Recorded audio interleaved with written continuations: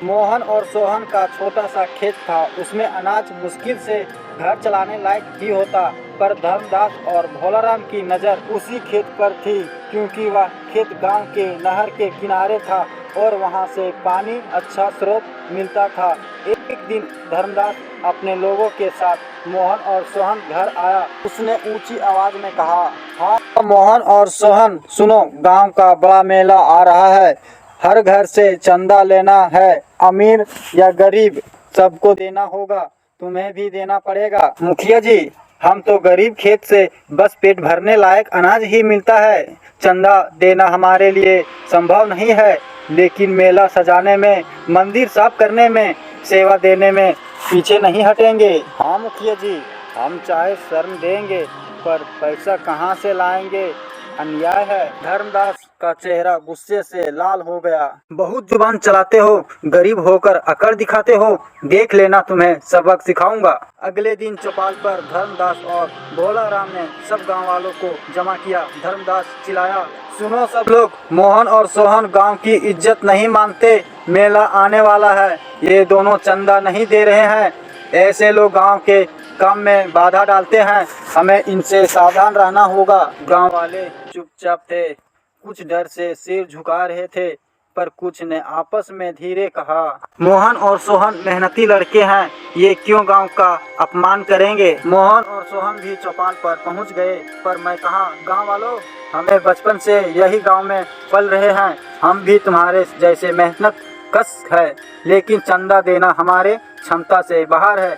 हमने कोई अपमान नहीं किया। सच है कि हर साल चंदा के नाम पर जो पैसा लिया जाता है, उसका आधा मुखिया और जमींदार के जेब में चला जाता है। गरीब से पेट काट कर मेला सजाता है, यहाँ यही इज्जत है। चौपाल पर सन्नाटा छा गया। धर्मदास और भोलाराम के चेहरे उतर गए। रात को धर्मदास और भोलाराम मिले। भोलाराम ने कहा, अब तो गांव वाले भी हमारे खिलाफ बोलने लगे। हाँ, लेकिन वह हमको खेत चाहिए, वही खेत हमारी असली ताकत बनेगा। वहाँ नहर है, वहाँ से हम धंधा कर सकते हैं। उन्हें डराओ और धमकाओ, अगर ना मानने वाली है, कंगाल बनाकर अपने नाम कर लो। गांव में एक बुजुर्ग था, रामचरण चाचा। वह मोहन और सोहन से बहुत अस्मेल करते थे। उन्हें जब ये सब पता चला तो उन्होंने तुरंत गांव के सबसे न्यायप्रिय ठाकुर प्रताप सिंह को खबर दी। ठाकुर प्रताप सिंह ईमानदार, सख्त स्वभाव के थे। उन्होंने अपने आदमियों को भेजकर भोलाराम अपने धर्मदास हरकतों पर नजर रखवाई। ज्यादा समय नहीं बीता था, उनके आदमी ने सब सुन लिया, कैसे दोनों खेत हड़पने की योजना बना रहे थे। अगले दिन ठाकुर प्रताप स्नेह ने पूरे पंचायत बुलाया। चौपाल पर भीड़ इकट्ठा हुई। धर्मराज को भी बुलाया गया। ठाकुर ने गर्जी आवाज में कहा, आज फैसला होगा। मोहन और सोहन के खिलाफ जो इल्जाम लगाए गए वो झूठे हैं। हमारे पास सबूत है कि धर्मदास और भोलाराम इनका खेत हड़पने और गांव का पैसा हड़पने की योजना बनाई थी।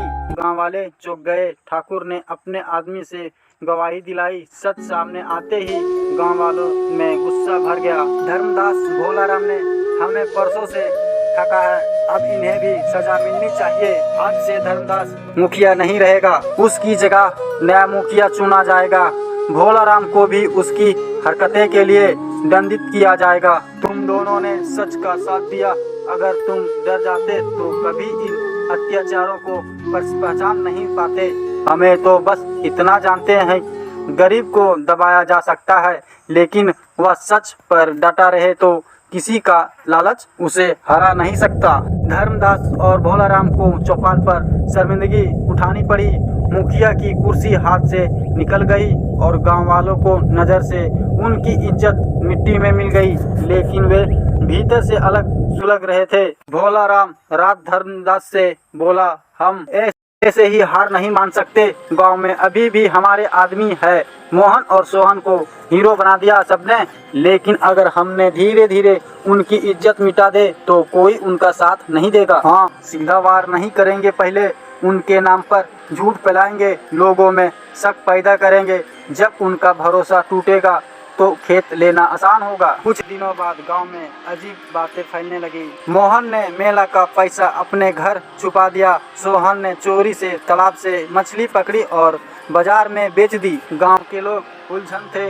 जिन भाइयों ने अभी तक सच का साथ दिया, क्या वो सचमुच वो ऐसे काम कर सकते हैं? सेवा से और इनाम से सबूत देना होगा कि हम वही हैं जो दिखाते हैं। सोहन और मोहन ने जब यह सब सुना तो उसके दिल पर चोट लगी।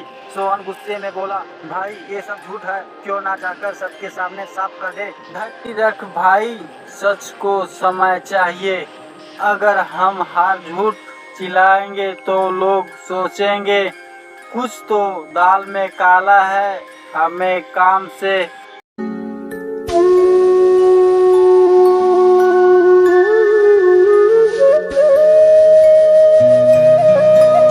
गांव के लोग परेशान हो गए। पल भर में मेहनत के फसल मिट्टी हो जाती। धर्मदास और भोलाराम ने चालाकी से कहना शुरू किया, देखो ये सब मोहन और सोहन के कारण हो रहा है। जब से उन्होंने मेला में पैसा देने में से मना किया, गांव पर आफत आ गई। गांव वाले और उलझन में पड़ गए। लेकिन मोहन और सोहन ने चुपचाप गांव में के नौजवानों को इकट्ठा किया और रात भर खेतों की रखवाली शुरू कर दी। उन्होंने मसालों जलायो, जंगली भालुओं को खेत से दूर भगाने लगे। कुछ ही हफ्तों में खेत की तबाही शुरू कर दी। गांव वाले हैरान रह गए। जिस पे हमने शक किया वही हमारी फसल बचा रहे हैं। चौपाल पर फिर सभा हुई। इस बार सब लोग मोहन और सोहन की तारीफ से कहने लगे, अगर ये दोनों ना होते तो हमारी मेहनत खराब हो जाती। सच में ये दोनों गांव के रखवाले हैं। धर्मदास और भोलाराम को काटो तो खून नहीं, उनकी चढ़ उल्टी पड़ गई थी। मोहन ने गांव वालों से कहा, भाइयों बहनों, ये गांव हम सब का है। अगर किसी पर शक हो तो पहले उसकी मेहनत देखो।